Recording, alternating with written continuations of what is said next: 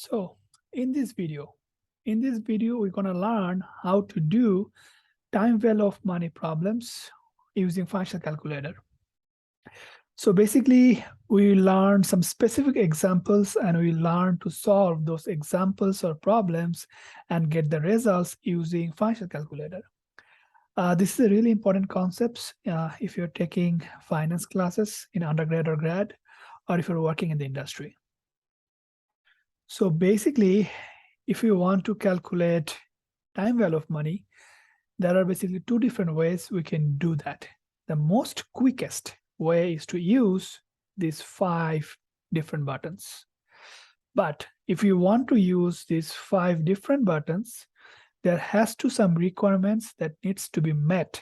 Otherwise, you cannot use this method. This is the quickest one. If you want to use these 5 different buttons, this is the quickest one.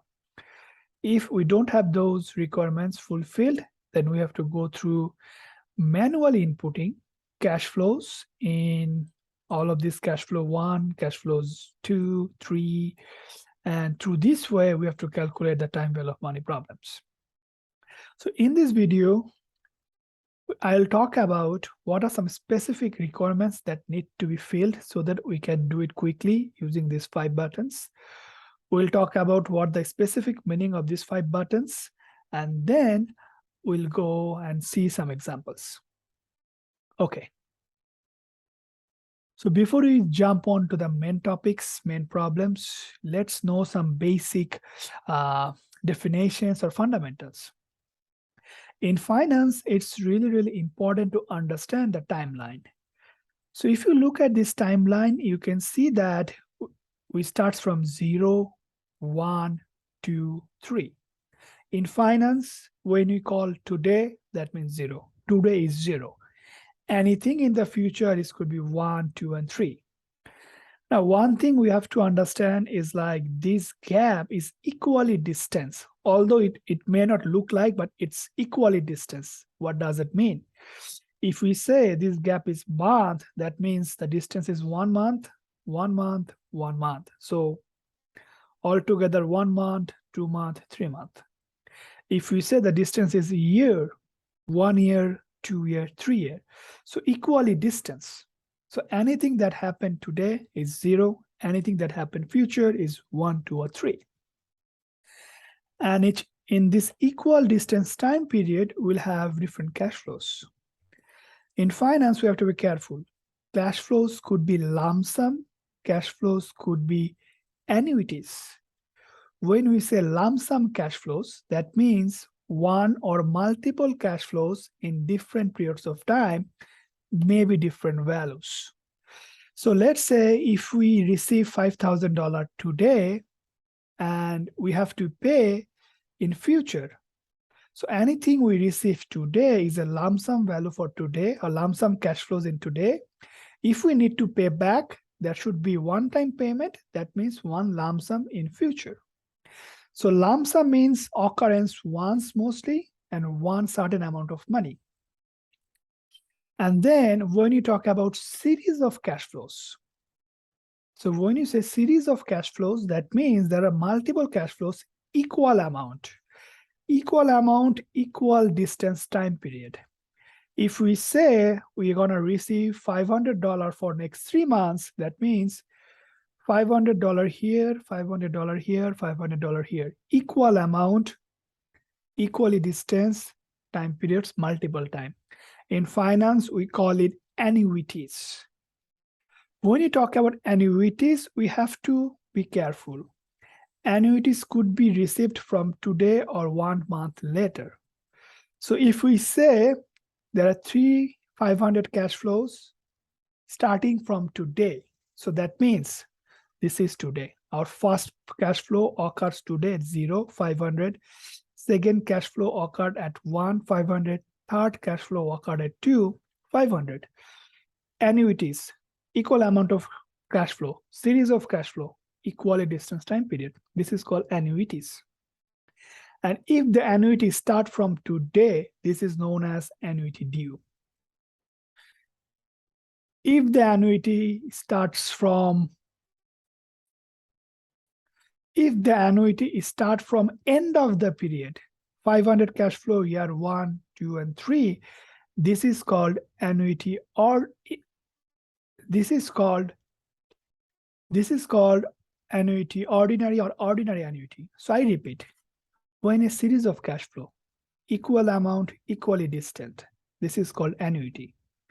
Annuity can start from today, which means 3 cash flows, 0, 1, and 2, known as annuity due.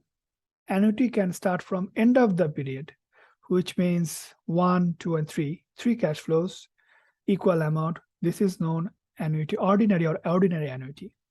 So if we have annuities and if we have one lump sum, today or future, doesn't matter, then we are good to use these 5 functions and we can solve problems very quickly, very easily. However, if we have multiple lump sum in different time periods, different values, in that case, we are not good to use these 5 functions to solve problems. We have to go here and input manually each cash flows in different time periods. For example, if we receive $5,000 year 1, $10,000 year 3, so 2 different cash flows not equal distance. In that case, we have to go to the cash flow function, input manually for year 1 and year 3, then we can calculate our outcomes. On that case, we cannot do that. So I repeat, for annuities, single lump sum, we are good to use those 5 functions. We can easily solve the problem. Now, what are some specific meaning of these 5 functions or 5 buttons? The very first one is called N, which is basically this one.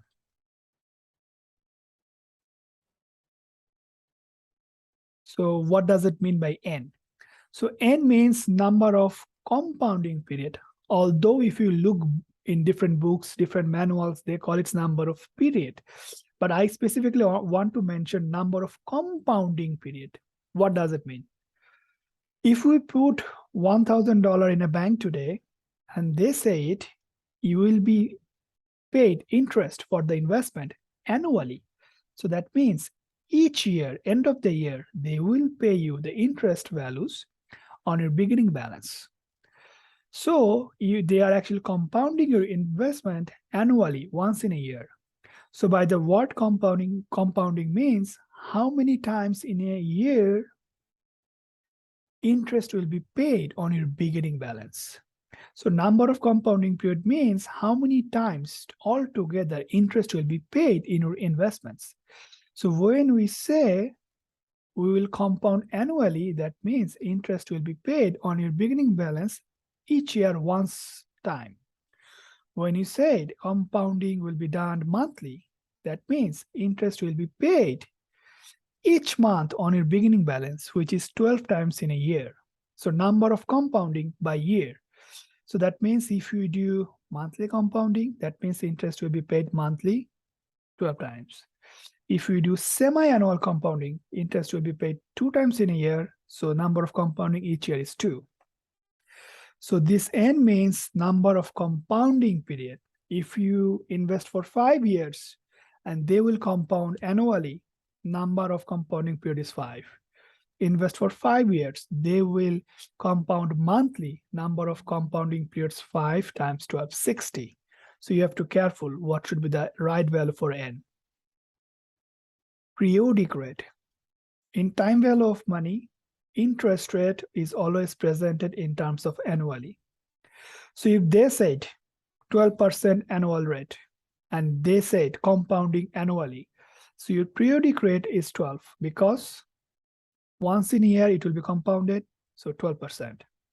If they said monthly compounding annual rate 12%, so 12 divided by 12, which is 1%, is your periodic rate. Each month they will compound, which is 12 divided by 12, 1%. Present value of cash flows. If you receive any cash flows today, or if you pay any cash flows today, that is the present value of your cash flows. Payment is all of your annuity receive or annuity payment. So you can think about if you receive 3,500 amount of payment in futures. So 500 is your payment or cash flows. So when you say we'll receive annuities for 3 years, $500 worth of values, so 500 is our payment input. Any cash flow you receive in the future, any lump sum you receive in the future is basically your future value. So any lump sum you pay or receive today is present value. If you either receive or pay a series of cash flows, the value of the series of cash flows could be 500 or 1,000. That is the payment.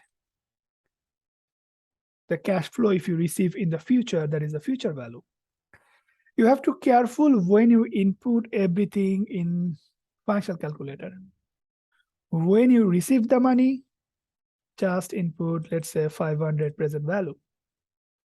When you pay the money, put a negative sign before it, and then input as present value. Anything you receive, positive, anything you pay, negative. So you have to be careful when you are putting the inputs. Let's think about this example.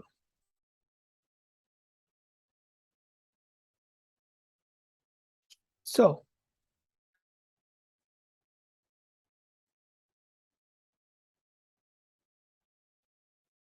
if you read this example,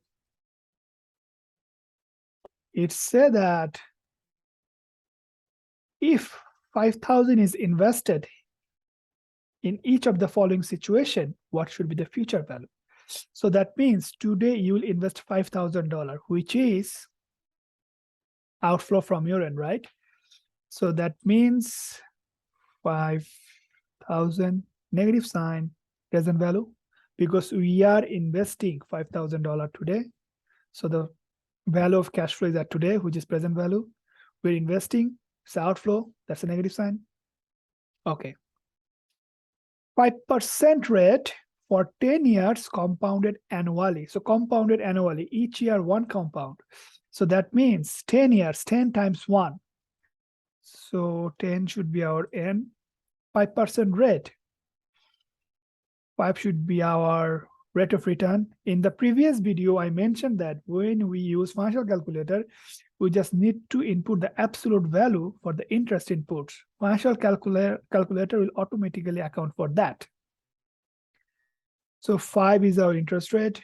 We inputted present value, and there is no payment. So we will not receive, we will not pay any series of cash flow in the future. Payment should be 0. Compute future value. So that is your future value. So if you invest $5,000 today for next 10 years and 5% is the rate of return, annually compounding, the value end of 10 years should be $8,144. Now, part B, if we invest $5,000 for next 10 years at 5% rate, compounded monthly, each year, 12 compounding. In that case, 10 times 12. Sorry. So 10 times 12, 120 is our N. 5% compounded monthly. So periodic rate, 5 divided by 12. 0.41 is basically our periodic rate. 5,000 is our present value. No payment. So payment should be 0. Compute future value. So if you make the same investments, but the compounding is monthly. So if banks pay you the interest rate monthly on your beginning balance, you can see that our future value is more because bank will add more interest. If you come here, you can see the answer here. So N should be 10, yield is 5, present value, payment is 0, compute future value. Similar thing here for the problem 2. So pause the video here and try to practice by your own. If you have any questions, put a comment there. Now, if you look this example carefully, so there is a person retired today. His company want to give him some cash bonus for retirement, okay? Which that person want to deposit in a retirement account.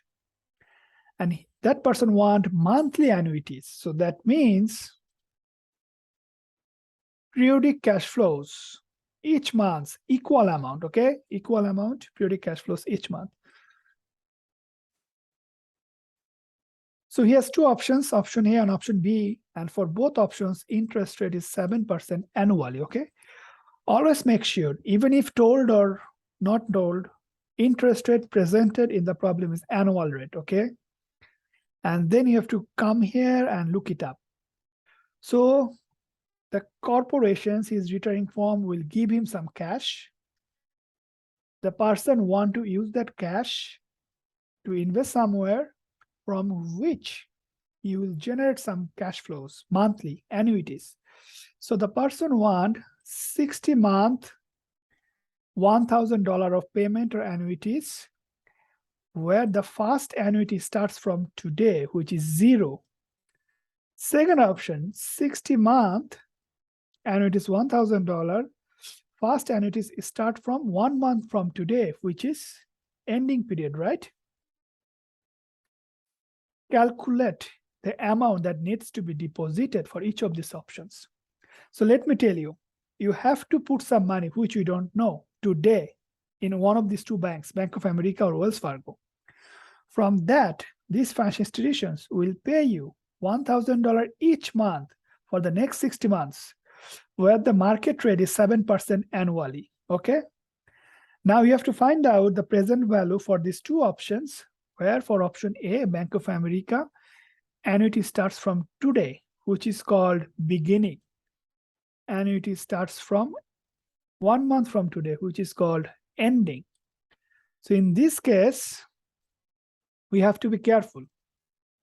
Now, if you look here, top of the value 000, there is nothing mentioned, right? If nothing mentioned, the financial calculator is in end mode, end, which is problem B. Now, to solve problem A, we have to switch. We have to switch and we have to go to the beginning mode. So the way to go beginning mode is hit second, hit this one, second again, enter. Now we're in beginning mode. If you look here, now there is a beginning sign on top of it, okay? So now it's in beginning mode. 60 monthly payments. Be careful, although the interest rate is 7% annually, but your transactions or compounding is monthly process, okay? So 7 divided by 12 annually, okay? Present value, you don't know, we have to calculate. Cash flow, we receive, so positive payment. Future value, 0, compute present value. So this is the amount of money for option A you have to input. Go to that slide, you'll see the results. N is 60, interest 7 divided by 12, payment is 1,000, future value 0, compute present value. Similar input for problem B, but we have to change the setting. We're in the beginning mode, hit clear, go second, payment, second, enter, clear. Now we're in the ending mode. 60 here, 7 divided by 12 here. Present value we have to compute. 1,000 is payment. 0. Now compute present value. So that's a different value, right? So makes sense. So this is, so if you don't understand the mechanics, fundamentals, that's fine. So the purpose of this video is to operate, how to operate financial calculator and to understand the functionality of these inputs or these buttons. So if you don't understand the functionality, feel free to put a comment. But if you don't understand the mechanics, we can talk it about later. So that's all. Thank you.